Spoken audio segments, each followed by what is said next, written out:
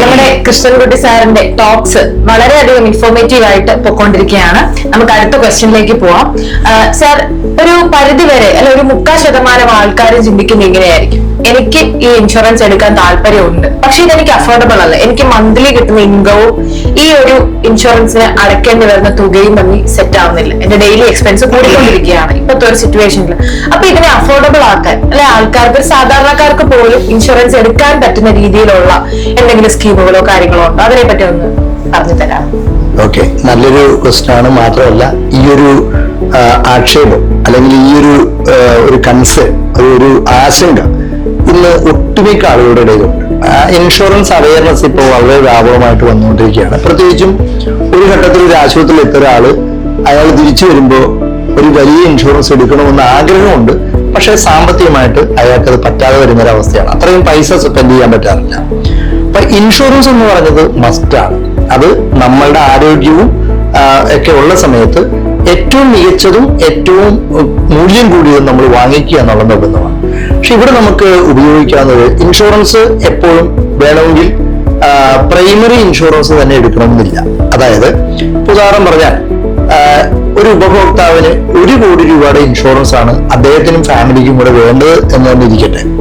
പക്ഷെ 1 കോടി രൂപയുടെ ഒരു ഇൻഷുറൻസ് എടുക്കുമ്പോൾ, ഉദാഹരണം ഒരു 50 വയസ്സുള്ള ഒരാള്, അയാളുടെ വൈഫിന് ഒരു 40 വയസ്സ്, ഒരു 15ഉം 8ഉം വയസ്സുള്ള കുട്ടികളുള്ള 4 പേരടങ്ങിയ ഒരു കുടുംബം ഉണ്ടെങ്കിൽ അവർക്ക് ഒരു ഇൻഷുറൻസ് എടുക്കാൻ, 1 കോടി രൂപയുടെ ഒരു ഇൻഷുറൻസ് എടുക്കാൻ ഏകദേശം ഒരു 60,000 രൂപ അദ്ദേഹം ചെലവഴിക്കേണ്ടി വരും. മാത്രമല്ല, ഓരോ വർഷം കഴിയുമ്പോൾ ആ തുക വർദ്ധിച്ചുകൊണ്ടും വരാം.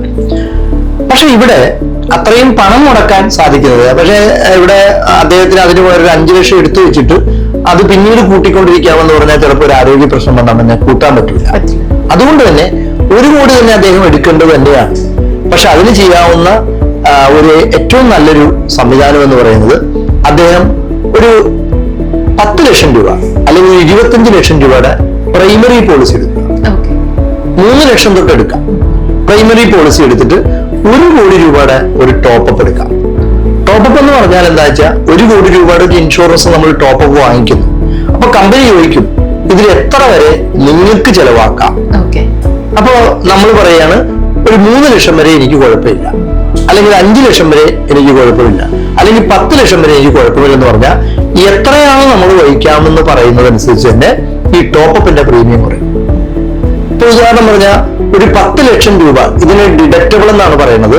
അപ്പൊ 1 കോടി രൂപയിൽ 10 ലക്ഷം ഞാൻ വഹിച്ചോളാം, അല്ലെങ്കിൽ എന്റെ വേറെ ഇൻഷുറൻസ് ഉപയോഗിച്ച് ചെലവായിക്കോളാം, അല്ലെങ്കിൽ എന്റെ കമ്പനിയുടെ ഇൻഷുറൻസ് വെച്ച് ഞാൻ ചെലവായിക്കോളാം എന്ന് നമ്മൾ തീരുമാനിക്കുകയാണെങ്കിൽ 1 കോടി രൂപയുടെ ഇൻഷുറൻസ് ഈ 50 വയസ്സുകാരന് ചിലപ്പോൾ ചെലവാക്കേണ്ടി വരുന്ന ഒരു എമൗണ്ട് എന്ന് പറഞ്ഞാൽ ഒരു 15,000 രൂപ ഉണ്ടാവും. 60,000 രൂപയ്ക്ക് പകരം 15,000 രൂപയ്ക്ക് അദ്ദേഹത്തിന് 1 കോടി രൂപ ഇൻഷുറൻസ് എടുക്കാം. ഒപ്പം തന്നെ അദ്ദേഹം കമ്പനിയോട് പറഞ്ഞിരിക്കുന്നത് ഒരു 5 ലക്ഷം അല്ലെങ്കിൽ 10 ലക്ഷം ഞാൻ ചെലവായിക്കോളാം എന്നുള്ളതാണ്. ഒരു ഇൻഷുറൻസും പ്രൈമറി ഇൻഷുറൻസ് വേണമെന്നില്ല. പക്ഷെ ആ ആള് 5 ലക്ഷം അല്ലെങ്കിൽ 10 ലക്ഷം ചെലവാക്കിയതിനു ശേഷം മാത്രമേ ഈ ടോപ്പപ്പിലേക്ക് കടക്കാൻ പറ്റൂ.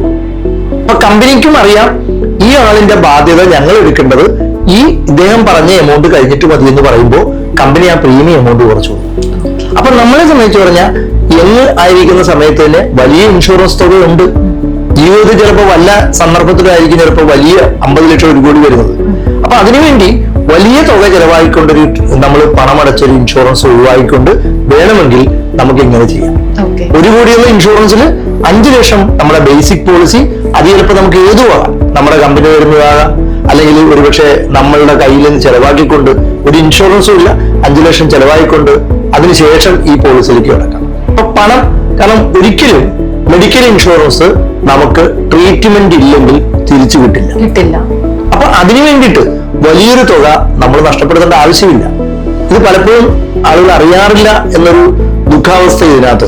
എനിക്ക് തോന്നുന്നു ഒരുപക്ഷെ ഇങ്ങനത്തെ ഈ ഒരു കാര്യങ്ങളെ പറ്റി ആൾക്കാർ അവെയർ അല്ല. തീർച്ചയായിട്ടും ഒരു അവയർനെസ് ആവശ്യമാണ്. കാരണം ബാക്കി എല്ലാ മേഖലകളിലും ആൾക്കാർക്ക് അവയർനെസ് കിട്ടുന്നുണ്ട്.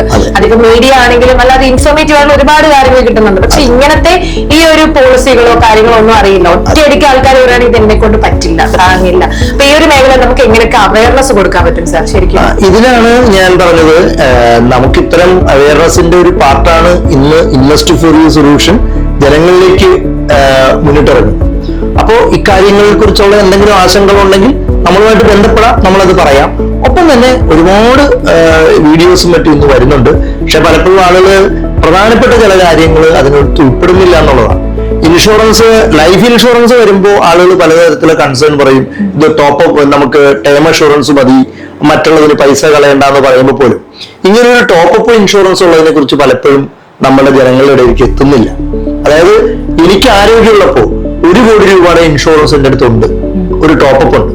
3 ലക്ഷം രൂപയാണ് ഞാൻ അതിന് ഡിഡക്റ്റബിൾ, അല്ലെങ്കിൽ അതുവരെ എന്റെ മറ്റ് ഇൻഷുറൻസ് വെച്ച് ഉപയോഗിച്ചോളാം, അല്ലെങ്കിൽ എന്റെ കമ്പനിയുടെ ഇൻഷുറൻസ് വെച്ച് ഉപയോഗിച്ചോളാം എന്ന് ഞാൻ തീരുമാനിച്ചാൽ 1 കോടി ഇൻഷുറൻസ് മുൻകാല പ്രാബല്യത്തിൽ എൻ്റെ അടുത്തുണ്ട്. ജീവിതത്തിൽ ഏതെങ്കിലും സന്ദർഭത്തിൽ എനിക്ക് ഒരു ചെലവ്, ഉദാഹരണം വേറെ ഒരു ഇൻഷുറൻസും ഇല്ല, 3 ലക്ഷം ഡിഡക്റ്റബിൾ വെച്ച് 1 കോടി എടുത്തിട്ടുണ്ട്. നമ്മൾ ഒന്ന് ആലോചിച്ച് നോക്കുക, നമ്മുടെ ഏതെങ്കിലും ഒരു ചർച്ചില് ഒരു ആളിന് ഒരു രോഗാവസ്ഥ ഉണ്ടായി, നമ്മൾ അറിഞ്ഞു ക്യാൻസർ ആണ് അസുഖം. നമ്മുടെ ചർച്ചിലെ ആള് വന്ന് പറഞ്ഞു, നമ്മളതിന്റെ ഉത്തരവാദിത്തപ്പെട്ട അച്ഛനോ അല്ലെങ്കിൽ മറ്റാള് വന്നിട്ട് പറഞ്ഞു, നമ്മളുടെ കൂടെയുള്ള ഒരാളിന് ഇങ്ങനെ ഒരു പ്രശ്നം വന്നിട്ടുണ്ട്, അപ്പൊ അവരെ ഒന്ന് സഹായിക്കുമെന്ന് പറഞ്ഞാൽ എല്ലാവരും ചേർന്ന് ഒരു പണം സമാഹരിക്കും. ഒരു 3 ലക്ഷം രൂപ ട്രീറ്റ്മെന്റിന് വേണ്ടി കൊടുക്കും. ശരിയല്ലേ? ആ കൊടുത്ത് ട്രീറ്റ്മെന്റ് കഴിഞ്ഞ് ആ ആള് മടങ്ങി വരുമ്പോ അദ്ദേഹത്തിന്റെ കയ്യിൽ ഒരു ടോപ്പ് അപ്പ് 1 കോടിക്കുണ്ട് എന്നിരിക്കട്ടെ. അങ്ങനെയാണെങ്കിൽ 3 ലക്ഷം കഴിഞ്ഞ് വരുന്ന ഒരാള് ഒരു 5 മാസം കഴിഞ്ഞ് വീണ്ടും അച്ഛനെ വിളിച്ചു പറഞ്ഞു, ഇതുപോലെ ഇത്രയും ആളിന് ആദ്യത്തെ 3 ലക്ഷം നമ്മൾ കൊടുത്തു, ഇനി ഒരു ട്രീറ്റ്മെന്റ് ഉണ്ട്, വീണ്ടും ഒരു തുക സമാഹരിക്കാൻ പറഞ്ഞാൽ ആരും സഹായിക്കില്ല. ശരിയല്ലേ? യാഥാർത്ഥ്യമാണ്. അങ്ങനെ വരുമ്പോ ഈ ടോപ്പ് അപ്പ് വർക്ക്ഔട്ട് ചെയ്ത് തുടങ്ങും. ഇവർക്ക് 1 കോടി വരെ ചികിത്സ എടുക്കാൻ ആരെയും നോക്കണ്ട. അപ്പൊ ഇതുപോലെയുള്ള കാര്യങ്ങൾ മനസ്സിലാക്കി എടുത്തു കഴിഞ്ഞാൽ നമുക്കിപ്പോൾ കോസ്റ്റ് കൂടും. സ്വാഭാവികമായിട്ട് ഇന്ന് ഏറ്റവും കൂടുതൽ പരാതി വരുന്നത് ഇൻഷുറൻസ് പ്രീമിയം കൂടുന്നു, എനിക്ക് വഹിക്കാൻ പറ്റുന്നില്ല, താങ്ങാൻ പറ്റുന്നില്ല, എല്ലാവരും പരാതി പറയുന്നത്. അതില് നമ്മളൊരു കാര്യം മനസ്സിലാക്കേണ്ടതെന്ന് വെച്ചാൽ ഇന്നത്തെ ആശുപത്രികൾ പണ്ടത്തെ ആശുപത്രിയുടെ നിലവാരത്തിലല്ല. പുതിയ പുതിയ മോഡേൺ ടെക്നോളജികൾ വന്നു, മെഡിക്കേഷൻ വന്നു, അല്ലെങ്കിൽ ട്രീറ്റ്മെന്റുകൾ വന്നു. പണ്ട് നമുക്ക് റോബോട്ടിക് ഉണ്ടായിരുന്നില്ല, അല്ലെങ്കിൽ കീഹോൾ ഉണ്ടായിരുന്നില്ല. പല കാര്യത്തിൽ ഇപ്പൊ AI വരെ വരുന്ന ഒരു കാലഘട്ടത്തിൽ കോസ്റ്റ് ഓഫ് മെഡിക്കൽ കൂടിക്കൂടി വരികയാണ്. പക്ഷെ അത് അഫോർഡ് ചെയ്യാൻ നമുക്ക് സാധിച്ചില്ലെങ്കിൽ, നമ്മളൊരു ചെറിയ പൈസ നമ്മുടെ വരുമാനത്തിന് നമ്മുടെ കുടുംബത്തിന് വേണ്ടി മാറ്റി വെച്ചില്ലെങ്കിൽ, നാളെ നമ്മളുടെ ആരോഗ്യം സംരക്ഷിക്കാൻ അല്ലെങ്കിൽ നമുക്കൊരു ചികിത്സ കിട്ടാൻ പറ്റാതെ നമ്മൾ വളരെ വിഷമതയില് അവസാനം നഷ്ടപ്പെടുന്ന ഒരവസ്ഥയാണ്. കുടുംബനാഥന് രോഗം മൂർച്ഛിക്കുമ്പോൾ കുടുംബനാഥ എന്ത് ചെയ്യണമെന്നറിയാതെ വളരെയേറെ വിഷമതകൾ നേരിടുന്ന ഒരു കാലമാണ്. പലപ്പോഴും കുടുംബനാഥന് ചെയ്തില്ലെങ്കിൽ പലപ്പോഴും സംഭവിക്കുന്നത് കുടുംബനാഥയുടെ കഴുത്തിലുള്ള സ്വർണമാണ് നഷ്ടപ്പെട്ടു പോകുന്നത്. അപ്പൊ ഇത് ഒരു കൂട്ടുത്തരവാദിത്തം. കുടുംബത്തില് അച്ഛനും അമ്മയും അല്ലെങ്കിൽ ഭാര്യയും ഭർത്താവും ഒരുമിച്ചിരുന്ന് ചർച്ച ചെയ്ത് മേടിക്കേണ്ട ഒരു കാര്യമാണ് ആരോഗ്യ ഇൻഷുറൻസ്. ഒപ്പം തന്നെ നമ്മൾ ആരോഗ്യ ഇൻഷുറൻസ് എടുക്കുക എന്നുള്ളത് മാത്രമല്ല, അതിന് നമുക്ക് കൺസൾട്ട് ചെയ്ത് നമ്മുടെ ആവശ്യങ്ങൾ, ഒരു ഇൻഷുറൻസ് എടുക്കുമ്പോൾ ശ്രദ്ധിക്കേണ്ട ഒരു കാര്യം, അതിന് നമുക്ക് എന്തൊക്കെയാണ് പ്രധാനപ്പെട്ട കാര്യങ്ങൾ നോക്കേണ്ടതുണ്ട്. ഒന്ന്, നമ്മുടെ ഹോസ്പിറ്റലിൽ നെറ്റ്വർക്കിംഗ് അന്വേഷിച്ചിരിക്കണം, നമുക്ക് റൂമുകളുടെ എണ്ണത്തിൽ എത്ര കിട്ടുമെന്ന് നമ്മൾ അറിഞ്ഞിരിക്കണം, നമ്മുടെ മെഡിസിൻസിന് ലിമിറ്റേഷൻസ് ഉണ്ടോ എന്ന് അറിഞ്ഞിരിക്കണം, ക്യാപ്പിംഗ് ഉണ്ടോ എന്ന് അറിഞ്ഞിരിക്കണം, അതുപോലെ നമ്മൾ കോപേയ്മെന്റ് കൊടുക്കണമെന്ന് അറിഞ്ഞിരിക്കണം. ഇങ്ങനെ പ്രധാനപ്പെട്ട കുറച്ച് കാര്യങ്ങൾ നമ്മൾ അറിഞ്ഞിരിക്കണം. അവിടെയാണ്, അതായത് സാറ് പറഞ്ഞാൽ നമ്മുടെ ഹോസ്പിറ്റലിൽ ചെന്ന് അഡ്മിറ്റ് ആവുന്നതിന് മുമ്പ് ഇൻഷുറൻസുമായിട്ട് കണക്ട് ചെയ്തിട്ട് ഇങ്ങനത്തെ കാര്യങ്ങൾ, അതൊന്നുകൂടി ഒന്ന് ആവർത്തിക്കാമോ? ഞാൻ എന്റെ പ്രേക്ഷകരില് അല്ലെങ്കിൽ എന്റെ പ്രിയപ്പെട്ട ആളുകൾക്ക് കൊടുക്കുന്ന ഒരു സന്ദേശം, വളരെ പ്രധാനപ്പെട്ട ഒരു കാര്യം. ഇന്ന് ഞങ്ങള് 33 വർഷങ്ങൾ പിന്നിടുമ്പോൾ ഒട്ടുമിക്ക ആളുകളും ഫേസ് ചെയ്യുന്ന ചെറിയ ചെറിയ കാര്യങ്ങൾ, ഒന്ന് ശ്രദ്ധിച്ച് പരിഹരിക്കാവുന്ന ചെറിയ കാര്യങ്ങൾ ഞാൻ ഒന്നുകൂടെ അത് പറയുകയാണ്. ഞാൻ പൊതുവെ പറഞ്ഞു കൊടുക്കുന്ന ഒരു കാര്യം, ഒരു മെഡിക്കൽ ഇൻഷുറൻസ് എടുക്കുമ്പോൾ കഴിയുമെങ്കിൽ കുടുംബം ഒരുമിച്ചിരുന്ന് ചർച്ച ചെയ്തെടുക്കുക. ഭാര്യയും ഭർത്താവും. അല്ലാണ്ട് ഇത് കുടുംബനാഥന്റെ മാത്രം ഉത്തരവാദിത്വമല്ല. കാരണം കുടുംബനാഥൻ ആശുപത്രിയിൽ കോമാ സ്റ്റേജിൽ കിടന്നാൽ പൈസ ചെലവാക്കാൻ കുടുംബനാഥയ്ക്ക് വഴിയുണ്ടാവില്ല. അപ്പൊ അദ്ദേഹത്തിനെ രക്ഷിക്കണമെന്ന് ആഗ്രഹം ഉണ്ടെങ്കിൽ പോലും പൈസ ചെലവാക്കാൻ ഇല്ലാതെ വരുമ്പോൾ ഇവർ വിഷമിച്ചു പോകും. അപ്പൊ രണ്ടുപേരും കൂടി ഒരുമിച്ചിരുന്നുകൊണ്ട് വേണം ഇതെടുക്കാൻ. എടുക്കുമ്പോൾ അത്യാവശ്യം കാര്യങ്ങൾ, നമുക്ക് പ്രധാനപ്പെട്ട കുറെ കാര്യങ്ങൾ നമ്മൾ ചോദിച്ച് മനസ്സിലാക്കി ക്ലാരിഫൈ ചെയ്യാം. ഒരു ഇൻഷുറൻസ് എടുത്തു കഴിഞ്ഞാൽ ആ പോളിസി ഒരു പ്രാവശ്യം കൂടി ഒന്ന് വായിച്ചു നോക്കുക. പ്രധാനപ്പെട്ട കാര്യങ്ങൾ ഉണ്ടോ എന്ന് ചെക്ക് ചെയ്ത് നമ്മൾ അതിനകത്തൊരു മാർക്കർ വെച്ച് മാർക്ക് ചെയ്ത് വെക്കുക. അടുത്തൊരു കാര്യം എന്ന് വെച്ചാൽ, നമ്മുടെ മൊബൈലിൽ നമുക്കൊരു ഗ്രൂപ്പ് ഉണ്ടാക്കാം.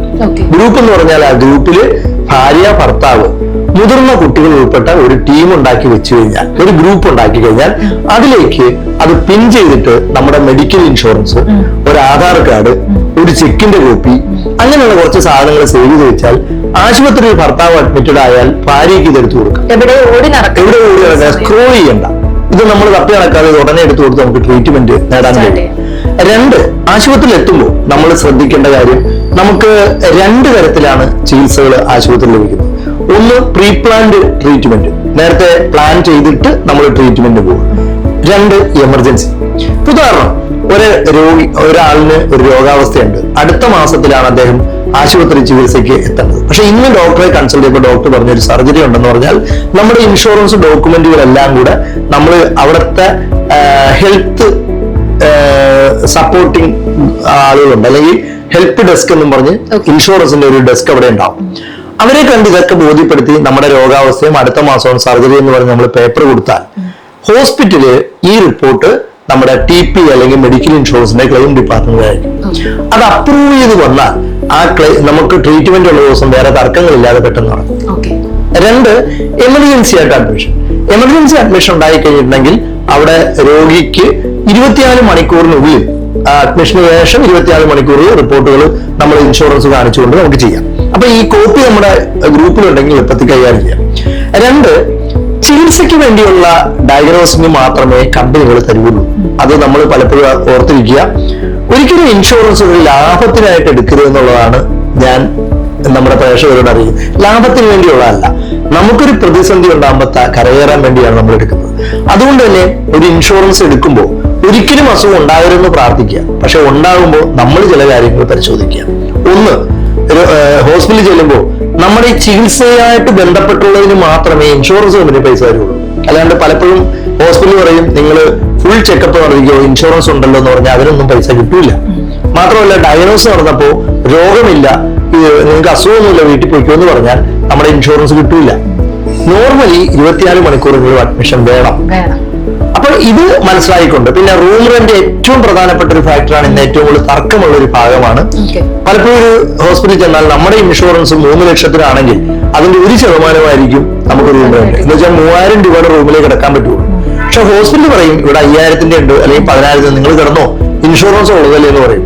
ആദ്യമായിട്ട് ഹോസ്പിറ്റലിൽ പോകുന്ന പേഷ്യന്റ് വിചാരിക്കും എന്നാൽ പിന്നെ ഇവിടെ ഇപ്പൊ ഇത്രയും വർഷം കഴിഞ്ഞിട്ട് ഇൻഷുറൻസ് നടത്തിയിട്ട് ഒന്നും കിട്ടിയിട്ടില്ല, ഇന്ന് കയറിയിട്ട് ഡീലക്സി കിടക്കാന്ന് പറഞ്ഞാൽ 10,000 ആണെങ്കിൽ ഇൻഷുറൻസിൽ 3000 കിട്ടും. അപ്പൊ രോഗി വിചാരിക്കുന്നത് വെച്ചാൽ ഒരു 7,000 ഞാൻ കൊടുക്കാം, എന്താണെങ്കിൽ ഇവിടെ കിടക്കരുത്.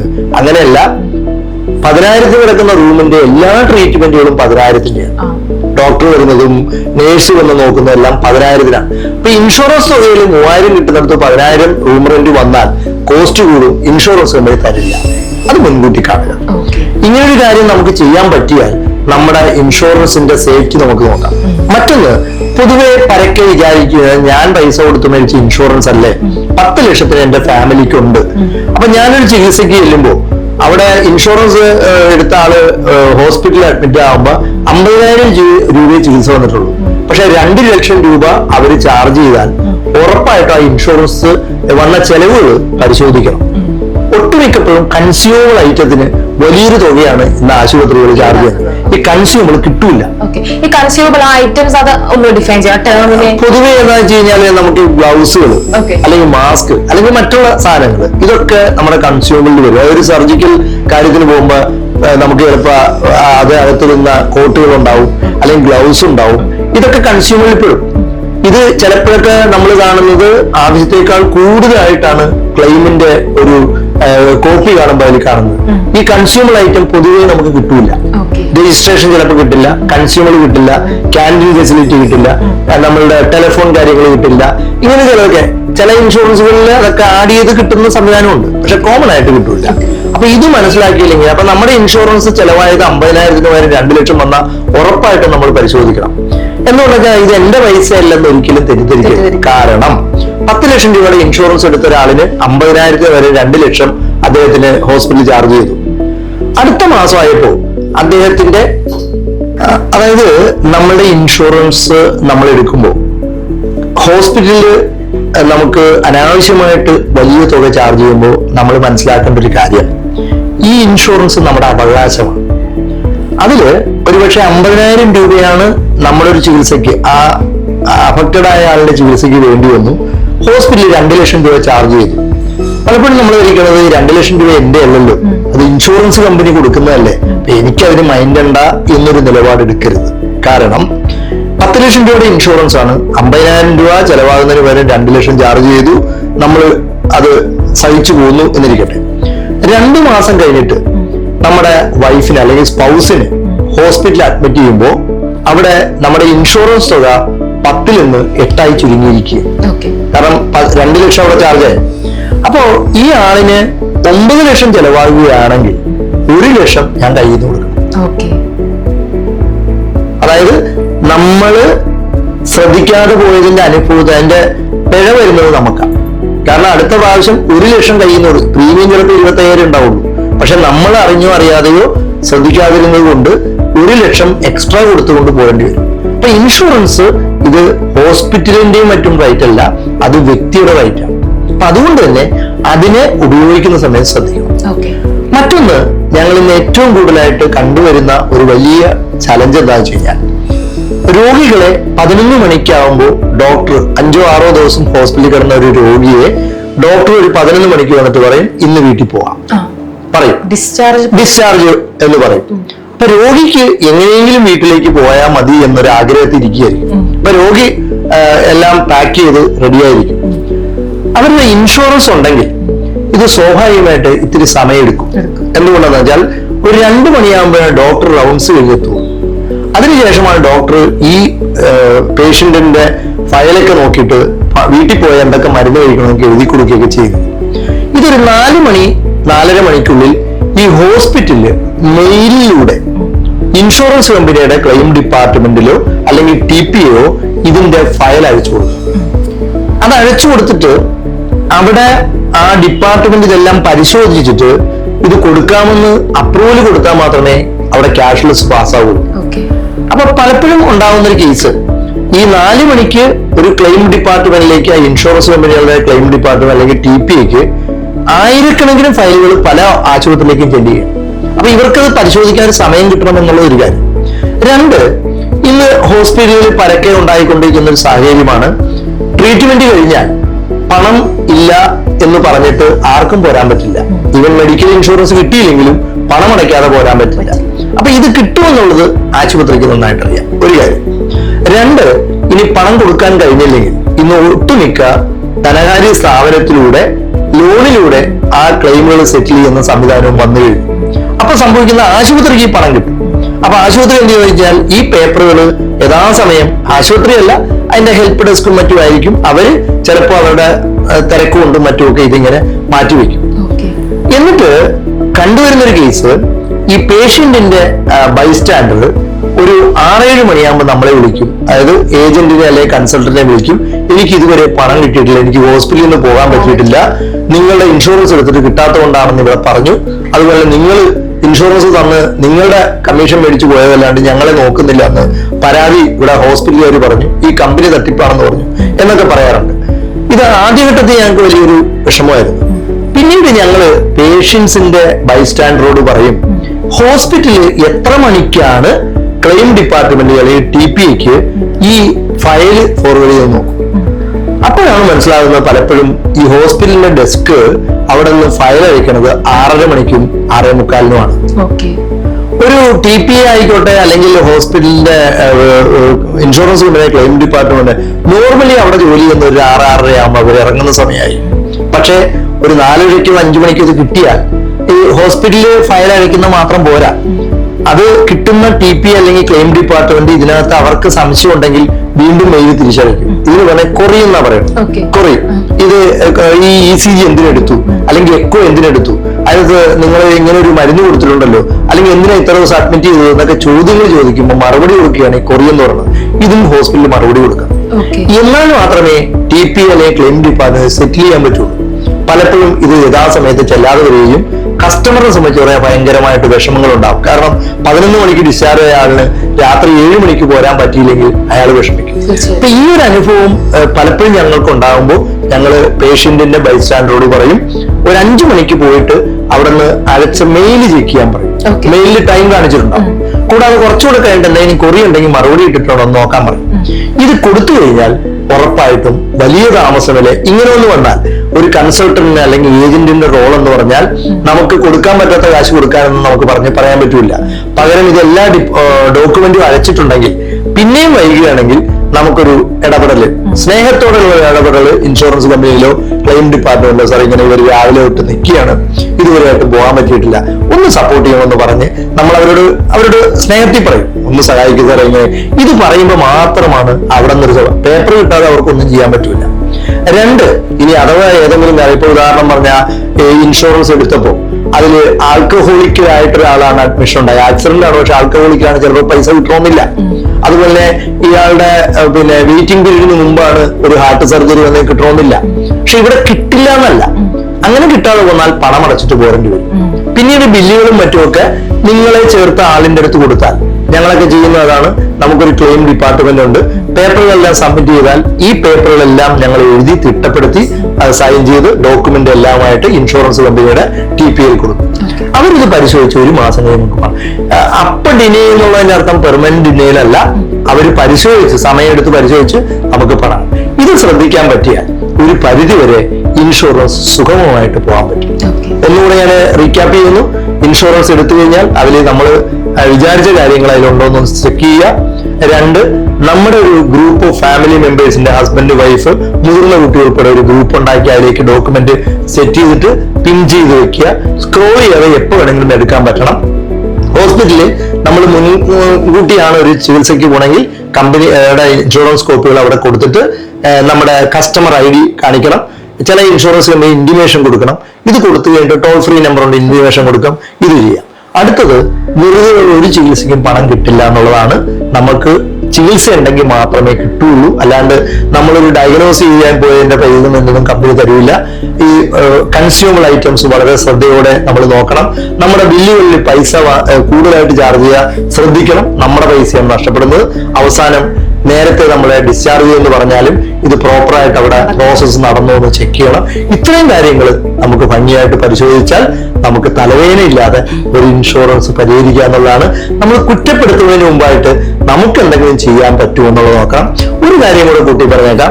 ഒരു മെഡിക്കൽ ഇൻഷുറൻസ് എടുത്തു കഴിഞ്ഞാൽ നമ്മൾ റിന്യൂവൽ ഡേറ്റ്, അത് ഏജന്റിന്റെ ഉത്തരവാദിത്തമല്ല, കസ്റ്റമറിന്റെ ഉത്തരവാദിത്തമാണ്. അത് കൃത്യ ഡേറ്റിന് അടയ്ക്കാനായിട്ട് നോക്കുക. ഇന്ന് രാത്രി അടയ്ക്കുന്ന ഇൻഷുറൻസ് അടച്ചിട്ടില്ലെങ്കിൽ നാളെ ഒരു ട്രീറ്റ്മെന്റ് വന്നാൽ പണം കിട്ടില്ല. ഒരു മാസം കഴിഞ്ഞാൽ പോളിസിയുടെ മുൻകാല പ്രാബല്യം നഷ്ടപ്പെട്ടു. 5 വർഷം അടച്ചതാണെങ്കിൽ പോലും ഒരു മാസം നമ്മൾ അടച്ചിട്ടില്ലെങ്കിൽ മുൻകാലം നഷ്ടപ്പെട്ടു. ഇത് നമ്മൾ കെയർഫുൾ ആയിട്ട് ഏജന്റിനെ ഒന്നും ചുമതലപ്പെടുത്തണ്ട. നമ്മുടെ പണം അടച്ച റെസീറ്റ് മേടിക്കുകയും അതിൽ പറഞ്ഞിരിക്കുന്ന ഡേറ്റും മറ്റും നമ്മൾ മാർക്ക് ചെയ്യാനും മറന്നുപോകരുത്. ഇത്തരം കാര്യങ്ങൾ ശ്രദ്ധിച്ചാൽ സുഗമമായിരിക്കും എന്നുള്ളതാണ് ഞങ്ങളുടെ ഒരു 20 വർഷത്തെ അനുഭവം കാണിക്കുന്നത്. Thank you so much sir. കാരണം നമ്മുടെ ഡെയിലി ലൈഫിൽ ഇപ്പൊ വെള്ളവും വായുവും പോലെ തന്നെ എനിക്ക് തോന്നുന്നു ഏറ്റവും എമർജൻസി ആയിട്ടുള്ള സംഗതി ഇൻഷുറൻസ് തന്നെ. കാരണം നമ്മുടെ ലൈഫ് മാറിക്കൊണ്ടിരിക്കുകയാണ്, നമ്മുടെ ആ ഒരു പീരീഡ് ലൈഫ് എക്സ്പെക്ടൻസി കുറയുകയാണ്, ഇല്ലസ് കൂടി വരുന്നുണ്ട്. സോ അങ്ങനെ ഒരുപാട് പ്രശ്നങ്ങളുണ്ട്. അതിനെല്ലാം ഉള്ള മികച്ച പരിഹാരമാണ് നമുക്ക് നമ്മുടെ KK സാർ തന്നത്. അപ്പൊ സാറിന് ഒരുപാട് താങ്ക്സ് പറയുന്നു. ആൾക്കാർ എല്ലാ വിധത്തിലുള്ള ഡൗട്ട്സ് മാറിയെന്ന് വിശ്വസിക്കുന്നു. എന്തെങ്കിലും ഡൗട്ട്സ് ഒക്കെ ക്വയറീസ് ഉണ്ടെങ്കിൽ ഉറപ്പായിട്ടും കോൺടാക്ട് ചെയ്യുക. Thank you so much.